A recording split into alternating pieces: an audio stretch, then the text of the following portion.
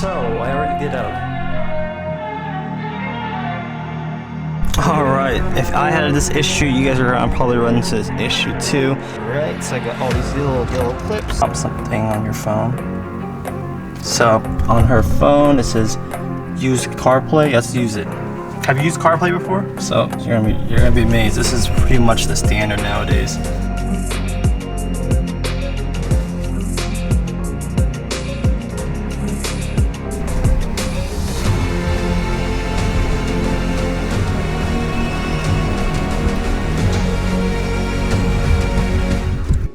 What's up guys, it's your boy John. Today we're going to be doing an install on the Toyota Corolla. So we have the Toyota Corolla right there. We're going to be installing this head unit. Now your head unit might already have the trim installed, but in my case it was not.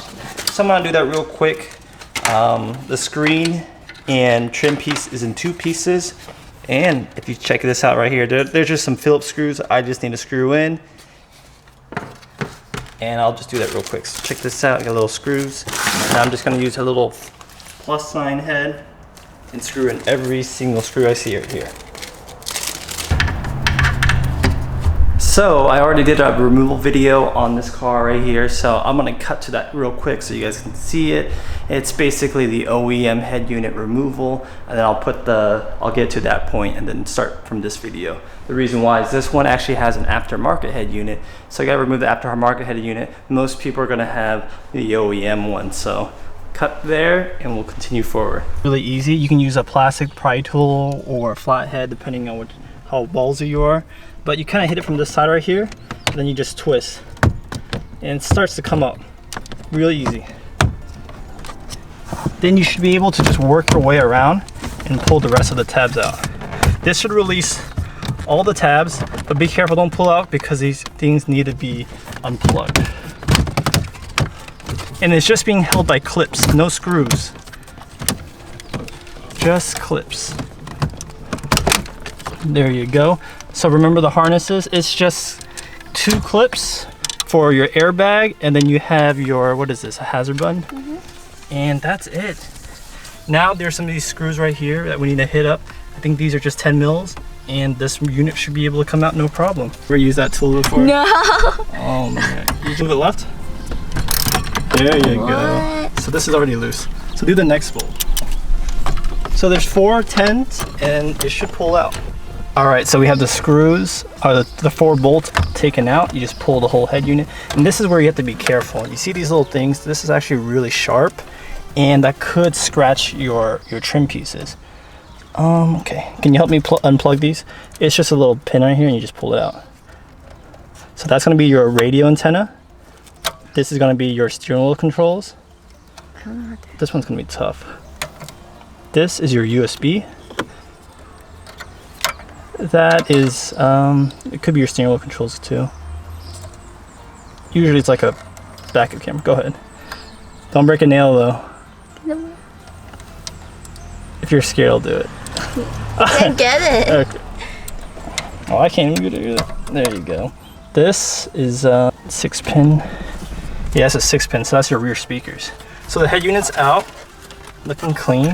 And, all right, so back to the present. After you remove the top trim and then the OEM head unit, you will be at this point right here. Now there is the existing OEM cables. So we have, looks like a 28 pin. I think this might be a 20 pin, 10 pin, and 6 pin. These are the main wires you have to worry about. This one was for the airbag, what is this? Passenger airbag. And this wire here is for your turn signal, so we don't have to worry about that right now. Let's focus on these right here. These two, out of these 4 main harnesses, your 10 and 6 pin is the most important. So this one controls all the speakers and power and everything. So let's focus on these 2 right now. Get these plugged in. So the 10 pin controls power. When you turn your headlights, does it dim?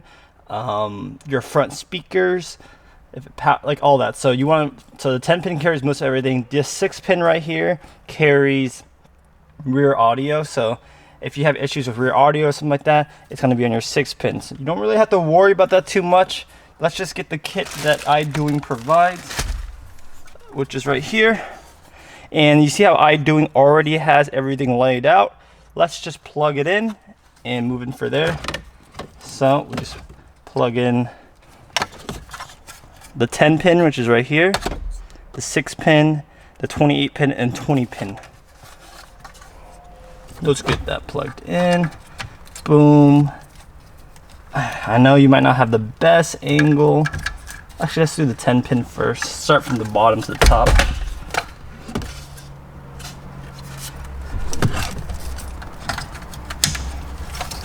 So we got the 10 pin plugged in. 6 pin. I'm gonna put my long sleeve right here just to protect the shift knob, because I will be resting the head unit a lot over here. So we got that, what is that? 20 pin and then a 28 pin.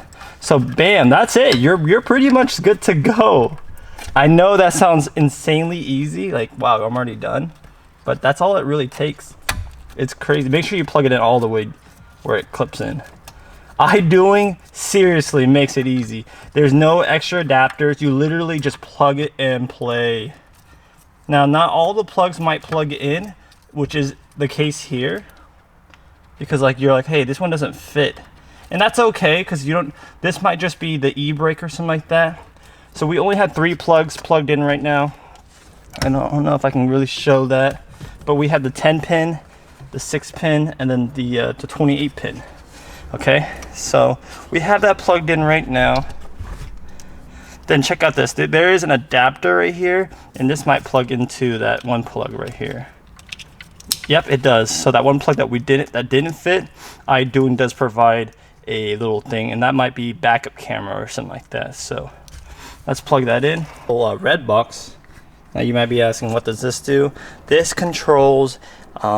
This car has AC and door stuff, so when you open the door, it's actually going to show it on the head unit. So we plug it in right here. Make sure you hear a nice satisfying click. Next off is we do have a antenna. So let's plug in the antenna.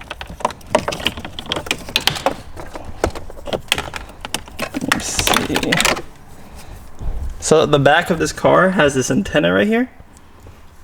So it's technically 5. You want to use this orange and black one that came within the box. Plug that in here, and then you plug it in here. Now this extra orange wire is like a booster, so if you it makes your antenna signal stronger. It's not needed, but it helps.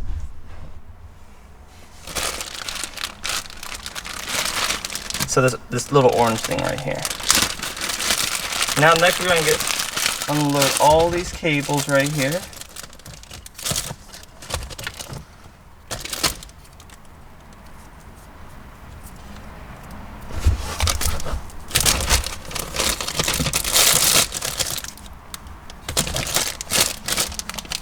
Okay, you'll have this blue one right here. Notice where this notch is. So we want to plug it in to something that also has a notch, and this is going to be the case right here. And the Wi-Fi antenna is actually going to be off of this wire, so you definitely want to plug that in. You also have a microphone input and break. So overall, this is kind of like your main setup. You do have all these other cables, like the 4G cable, the 4G antennas, which we're not going to use right now. You also have an accessory. This is where you put the SIM card in. So you do have that kind of capability.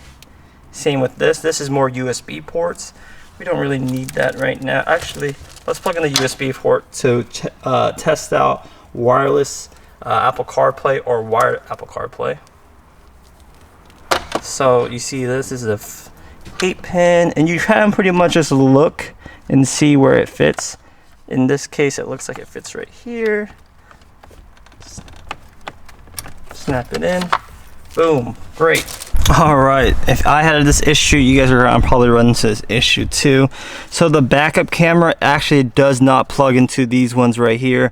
It plugs into this top one where it says Toyota. So if you guys have a reverse issue, now you know you plug in this one right here, which I already had plugged in, but I had this black plug actually plugged into the wrong spot.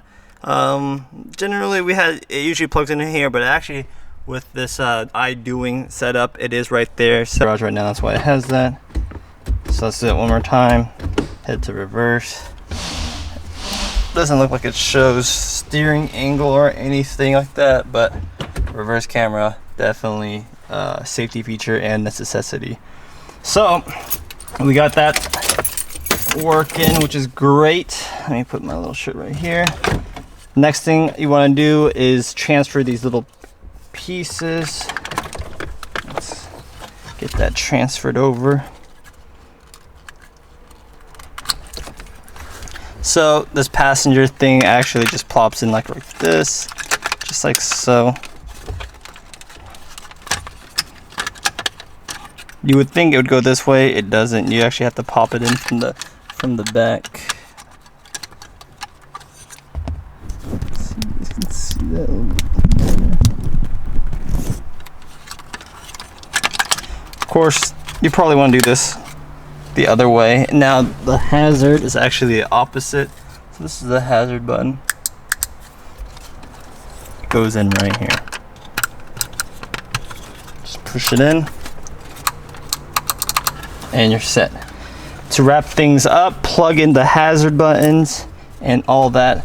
Before we do that, you guys already saw the wiring, what we plugged in. Now I'm going to plug in this GPS antenna too. Now you don't need this, but this will basically give you a GPS antenna. I mean, you have it, why not? I primarily use this for Google Maps and Apple CarPlay based off my phone, but let's say my phone doesn't work. There's a label right here that says GPS, and you just screw it on. So it's, in this case, it's going to be this far left one, far right looking at us, but if you're looking at the back, it'd be the far left one. And it's magnetic. I just have it kind of plugged in right here. I try not to block any of these little vents. And we're pretty much set. Everything's plugged in besides this wire and this wire, which is hazard button on the left, and we have airbags on the right. So let's shimmy all this through. We also have the USB plugged in. Now I have an extra USB. I'm gonna put it over here.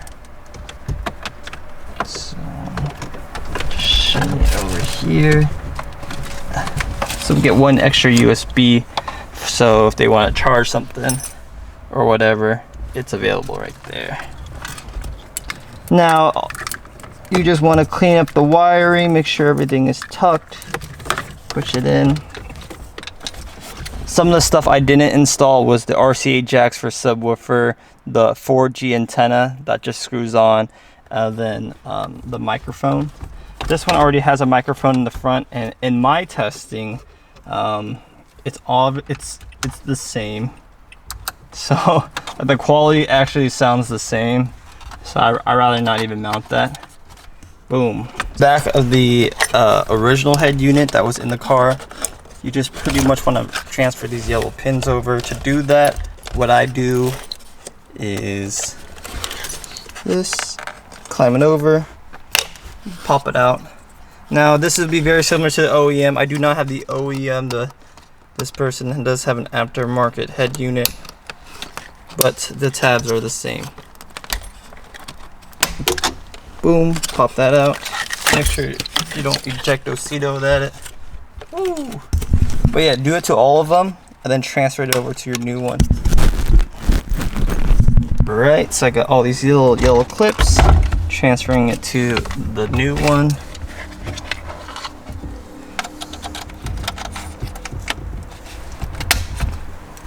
So this is what pretty much keeps the head unit in place, so it's very important.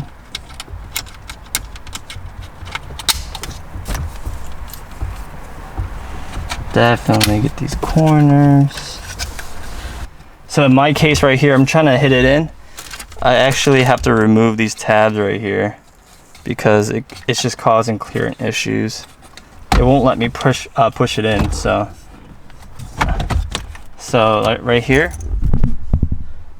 I don't know why their molds are like this, but I actually installed a different brand version, and I actually had to do the same thing where I actually had to shave these 3 clips. In this case, it would be these 3 clips too. So right here, what you can do is you can either use a needle nose and pry it, and I think that's what I'm gonna do. All right, so I'm gonna pull it back a little bit. You got these tabs that I just have to remove, so I'm just using like some pliers and just pretty much breaking it. Don't know why it's like this. So I got one, pretty easy. This big one needs to go too.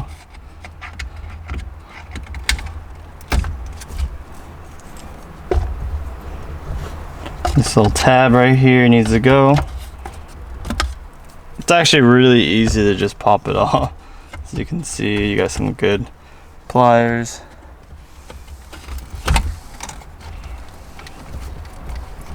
This one's actually a little bit harder. It's not coming off in one piece.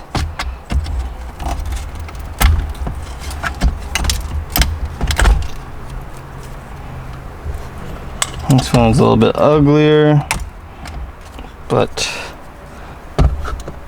it did come off. Now I do have like a little clippers too. See if I can clean up this corner a little bit. I'm just gonna cut it.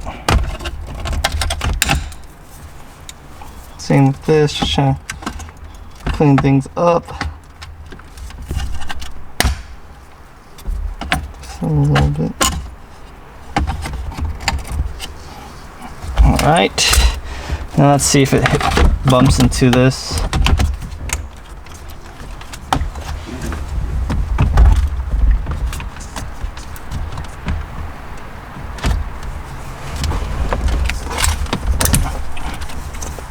Oh, it fits way better. Boom, look at that. So with those top things unplugged or trimmed, it's pretty much good to go. Now we want to put back this trim right here. I have to open the passenger door. Boom. Boom, boom. Looking good. Give it one quick wipe down and you're done.